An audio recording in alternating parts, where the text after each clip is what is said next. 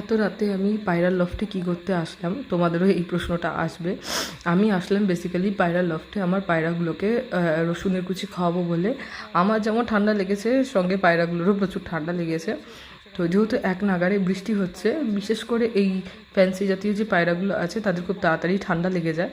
তো এক নাগাড়ে বৃষ্টি হচ্ছে, ওদের থেকে যাতে অন্যান্য পায়রাগুলো ঠান্ডা না লাগে তার জন্য আমি রসুনের কুচি করে নিয়ে এসেছি। এটা অর্গ্যানিক বলেই কোনো রকম ক্ষতি হবে না, বরঞ্চ এটাতেই অনেক রকমের উপকার হয়। তো আমি সব পায়রাদেরকেই এক টুকরো করে রসুনের কুচি খাইয়ে দেবো, আর সঙ্গে আমার কোয়েল পাখিগুলোকেও দেবো। তো তোমরা দেখতেই পাচ্ছ যে লফটে ওরা ভালোভাবেই বসে আছে, আর ভেতরে একটা হিটের জন্য আমি লাইট লাগিয়ে দিয়েছি অলরেডি, যাতে কন্টিনিউ বৃষ্টির জন্য যাতে ওদের ঠান্ডা না লাগে। আর এইদিকে পায়রাগুলো দেখো, এইদিকে একটা লক্কা বসে আছে আর এই পাশে একটা বসে আছে, আর পরপনগুলো তো ঘরের ভেতরে।